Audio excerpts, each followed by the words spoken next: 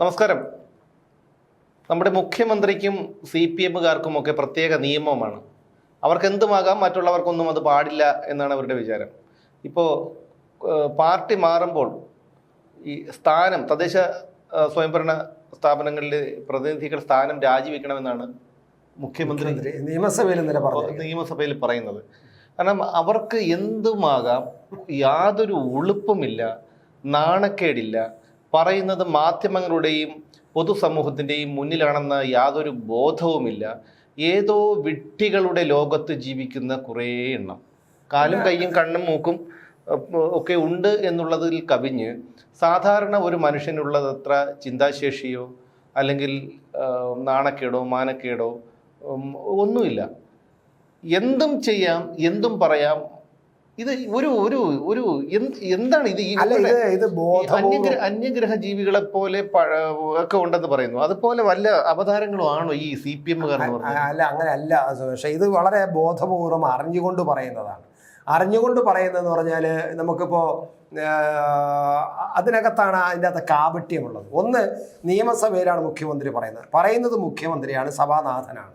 അപ്പോൾ നിയമസഭയിലാണ് പറയുന്നത്. നിയമസഭയിൽ പറയുമ്പോൾ അത് രേഖകളിലുള്ളതാണ്. അപ്പോൾ രേഖയിലുള്ള കാര്യങ്ങൾ ക്ലിയർ ആയിരിക്കണം. അത് നാളെ കോടതിയിൽ പോയാൽ പോലും എനിക്ക് ഒരു കുഴപ്പവും വരരുത്. ഞാൻ കൃത്യമായിട്ടും കൂറുമാറ്റത്തിനെതിരായിട്ടാണ് പറഞ്ഞത്. കൂറുമാറ്റം അനുവദിക്കാൻ പറ്റില്ല എന്നാണ് പറഞ്ഞത്. വളരെ ശരിയായിട്ടാണ് മുഖ്യമന്ത്രി പറഞ്ഞിരിക്കുന്നത്. അപ്പോൾ കൂറുമാറ്റ നിരോധനം പാടില്ല എന്നും, അഥവാ അല്ല, നിരോധനമല്ല, കൂറുമാറ്റം പാടില്ല എന്നും, അത് അങ്ങനെ വരുന്നവർ രാജിവെച്ചിട്ട് പോകണമെന്ന് പറയുന്നത് ഒരു മുഖ്യമന്ത്രിയുടെ ശരിയായ ലൈനാണ്. അത് നിയമസഭയിൽ പറയുമ്പോൾ നിയമസഭയിൽ അത് രേഖയാവുമെന്നറിയാം. അതുകൊണ്ട് തന്നെ നാളെ നിയമസഭാ രേഖകൾ ആരെങ്കിലും പഠിക്കാൻ വരുമ്പോൾ മുഖ്യമന്ത്രി കൂറുമാറ്റത്തിനെ അനുകൂലിച്ച് പറഞ്ഞില്ല, പ്രതികൂലിച്ചേ പറഞ്ഞുള്ളൂ എന്ന് പറയണം. ഇതാണ് അതിനകത്തുള്ള ഏറ്റവും പറയുന്നത്. രണ്ട്, നമ്മൾ യാഥാർത്ഥ്യം പുറത്ത് നമ്മൾ മനസ്സിലാക്കുമ്പോൾ CPM-നെ സംബന്ധിച്ചിടത്തോളം, അല്ലെങ്കിൽ ഈ പിണറായി വിജയൻ്റെ സർക്കാർ പാർട്ടിയെ സംബന്ധിച്ചിടത്തോളം നിരവധി സ്ഥലങ്ങളിൽ കൂറുമാറ്റം നടത്തിയാണ് അധികാരം പിടിച്ചിട്ടുള്ളത്, പഞ്ചായത്തുകളിൽ മൊത്തം. ഇപ്പം ഈ കൂത്താട്ടുകുളത്ത് ഈ പറയുന്ന സംഭവം നടക്കുമ്പോൾ തന്നെ ഈ അദ്ദേഹത്തിൻ്റെ മന്ത്രിസഭയിലുള്ള മന്ത്രിയായ P. രാജീവിൻ്റെ മണ്ഡലത്തിൽ ഒരു കുറുവല്ലി പഞ്ചായത്ത്, അങ്ങനെ എന്താണ് അതിൻ്റെ പേര്, കുറുവല്ലി, ആ പഞ്ചായത്തിൽ ഒരു മാസം മുമ്പ്, ഒരു മാസമായിട്ടില്ല, ആ സംഭവം നടന്നിരിക്കുന്നത് ഒരു UDF-ൽ നിന്ന് ഒരു കോൺഗ്രസ്സുകാരനെ അടർത്തിയെടുത്തു, കൂറുമാറ്റിയെടുത്തിട്ട് അയാളെ കൊണ്ട് അവിശ്വാസ പ്രമേയം കൊണ്ടുവന്നപ്പോൾ അയാളാണ് ഇപ്പോൾ ഈ പറയുന്ന എന്തോന്നാ, പിന്നെ കൂത്താട്ടുകുളത്തെ ലതാരാജു അല്ലേ, കലാരാജു ചെയ്തതുപോലെ തന്നെയാണ് അന്ന് UDF ഈ കുറുവല്ലി പഞ്ചായത്തിൽ ചെയ്തത്.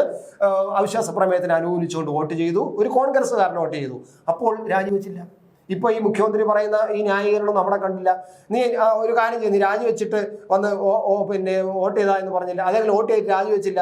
അന്ന് വൈകുന്നേരം ഈ അവിടെ നടന്ന പ്രസിഡന്റ് തെരഞ്ഞെടുപ്പിൽ, വൈസ് പ്രസിഡന്റ് തെരഞ്ഞെടുപ്പ് വൈകുന്നേരം ഉച്ചയ്ക്ക് ശേഷമാണ് പ്രസിഡന്റ്, രാവിലെ പ്രസിഡന്റ് തെരഞ്ഞെടുപ്പ് നടക്കും, വൈകുന്നേരം ഉച്ചയ്ക്ക് ശേഷം വൈസ് പ്രസിഡന്റ് തെരഞ്ഞെടുപ്പ് നടക്കും. വൈസ് പ്രസിഡന്റ് തെരഞ്ഞെടുപ്പ് ഈ കൂറുമാറി വന്നവനെ പിടിച്ച് വൈസ് പ്രസിഡന്റ് ആക്കുകയും ചെയ്യും CPM വോട്ടോടുകൂടി. അപ്പൊ അവിടെ ഒരു പിന്നെ ധാർമ്മികതയും അവിടെ ധാർമ്മികത ഇല്ല എന്ന് മാത്രമല്ല, നമ്മൾ ഇതോടൊപ്പം കൂട്ടി വായിക്കേണ്ട. കാരണം ഇവന്മാർക്ക് വെളിവും വെള്ളിയാഴ്ചയൊന്നും ഇല്ലാത്തൊരു കൂട്ടരാണ്, നാണവും മാനവും ഇല്ലാത്തൊരു കൂട്ടരാണ്, മാനവും മര്യാദയും ഇല്ലാത്തൊരു കൂട്ടരാണ്. അതുകൊണ്ട് തന്നെ അവരുടെ നിലപാടുകളെയൊന്നും മറ്റ് സാധാരണ ജനങ്ങൾ മുഖവിലക്കെടുക്കേണ്ട കാര്യമില്ലെങ്കിൽ പോലും ഇത് പൊതുസമൂഹത്തെയും ജനാധിപത്യ വ്യവസ്ഥയെയും ബാധിക്കുന്ന ഒരു വിഷയമായതുകൊണ്ട് ഇത് ചർച്ച ചെയ്യേണ്ടതുണ്ട്. കാരണം നമ്മുടെ ഈ കലാരാജുവിനെ തട്ടിക്കൊണ്ടുപോയി നോക്കൂ. പോലീസ് എത്രത്തോളം, പച്ചയ്ക്ക് പറഞ്ഞു കഴിഞ്ഞാൽ അതിന് വേറൊരു പേരാണ്, അതിവിടെ പറയാൻ പറ്റുന്നില്ല, പോലീസ് ചെയ്യുന്ന പണി. അപ്പോൾ അത് പിന്നെ ഇത്രയും പോലീസുകാരുടെ മുന്നിൽ വെച്ചിട്ടാണ് ആ ഒരു ജനപ്രതിനിധിയെ തട്ടിക്കൊണ്ടുപോകുന്നത്. ഒന്ന് ആലോചിച്ച് നോക്കൂ, എത്രത്തോളം പിടിച്ചിട അവളെ അകത്ത് എന്ന് പറയുകയാണ് ഒരുത്തൻ. നഗരസഭാധ്യക്ഷയുടെ വാഹനത്തിൽ കൊണ്ടുപോവുകയാണ്, കാല് വെട്ടി, പിടിച്ചടച്ചപ്പോ അപ്പൊ എന്റെ കാൽ ഡോറിന്റെ കാല് വെട്ടി തരാടി കരപ്പോ എന്ന് പറഞ്ഞ് പിടിച്ച് ഈ തെമ്മാടി നായ്ക്കൂട്ടങ്ങളെ കുറിച്ച് പറയുമ്പോൾ ചോര തുളയ്ക്കുന്നതിന്റെ കാരണം ഇതാണ്. അല്ല, അതിന് തൊട്ട് അതും കൂടെ ഒന്ന് പറഞ്ഞോട്ടെ. ഈ ഒരു ചലച്ചിത്ര നടി ആരേതാണ്, നമുക്ക് നാട്ടിൽ വലിയ വിഷയമായതാണ്, വന്ന് മുഖ്യമന്ത്രിയെ ഒന്ന് വിളിച്ച് എന്നതാ ഒരാൾ എന്നെ ഇങ്ങനെ പറഞ്ഞ്, കുന്തി ദേവി എന്ന് പറഞ്ഞ് ഒരു പരാതി കൊടുത്തപ്പോൾ അപ്പൊ ഇമ്മീഡിയറ്റ് പരാതി കൊടുത്തു. ഞാൻ ചോദിച്ചോട്ടെ, പരാതി കൊടുക്കുകയോ പരാതി പറയുകയോ ചെയ്തതാണ്. പക്ഷെ അവിടെ എത്ര ജാഗ്രതയോടെയാണ് പോലീസ് ഇടപെട്ടത്. അതൊരു ഭയങ്കര ഒരു കൊള്ളക്കാരനെ പിടിക്കുന്നത് പോലെയാണല്ലോ അയാളെ പോയി പിടിച്ചുകൊണ്ട് വന്നത്. ഇവിടെ തൊട്ടടുത്ത് ഇത് ചെയ്തിട്ട് എന്തുകൊണ്ട് ചെയ്തില്ല? ഞാൻ പറയുന്നതാണ്, അതായത് പോലീസ് ഇപ്പൊ ചെയ്തുകൊണ്ടിരിക്കുന്ന പണിയാണ് ഞാൻ നേരത്തെ പറയാൻ വന്നത്. പക്ഷെ അത് പൊതുജനങ്ങളുടെ മധ്യത്തിൽ പറയാൻ പറ്റുന്നില്ല.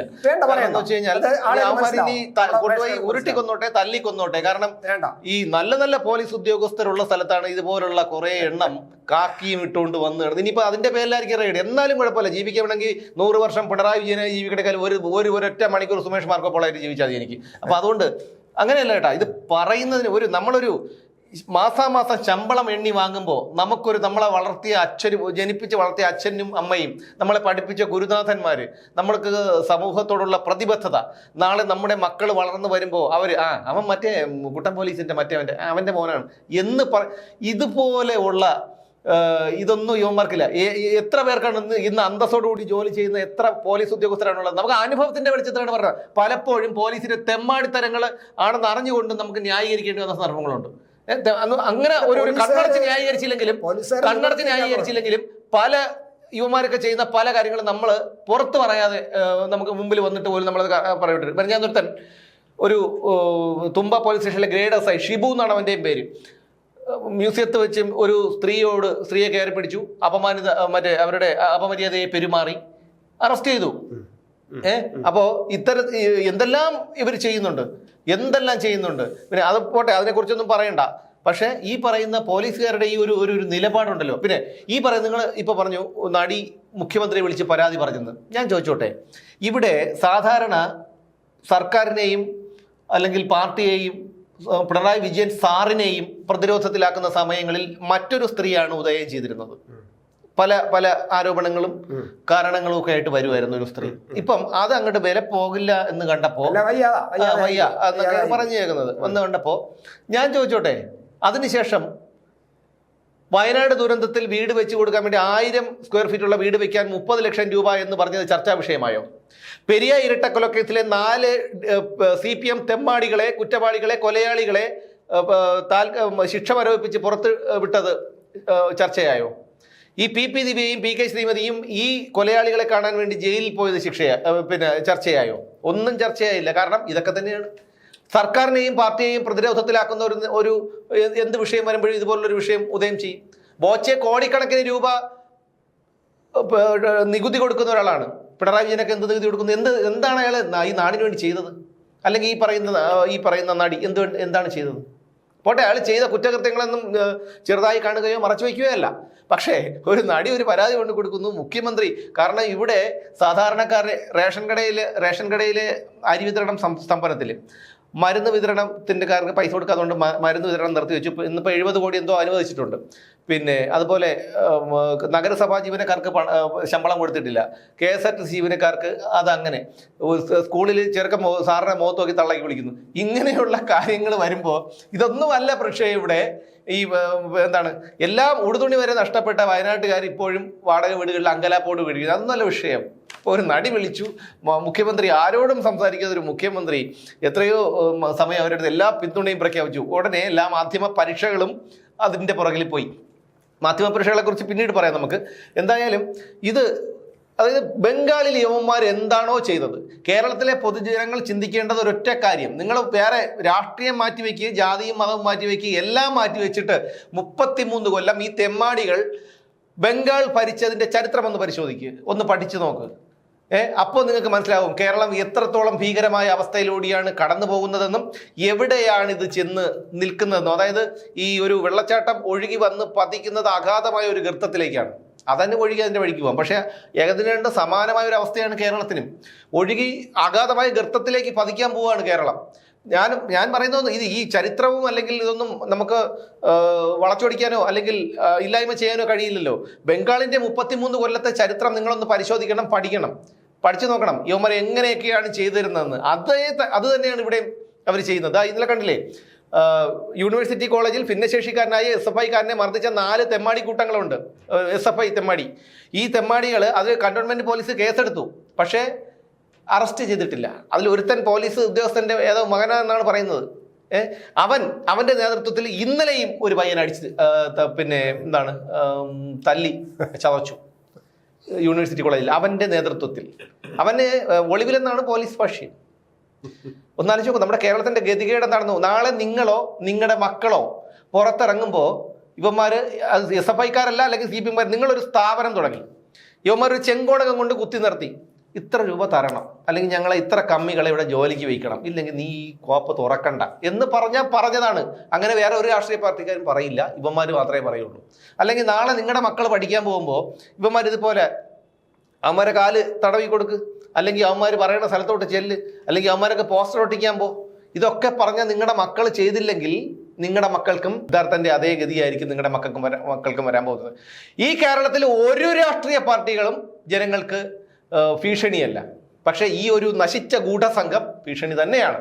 അത് ഇനിയും പറഞ്ഞുകൊണ്ടേയിരിക്കും. പക്ഷേ ഈ പറയുന്ന കലാരാജുവിനോട് ചെയ്തതുപോലെ ഒരു സ്വന്തം പാർട്ടിക്കാരാണ് അവരോട് ചെയ്തതുപോലെ ഒന്ന് ആലോചിച്ച് നോക്കൂ.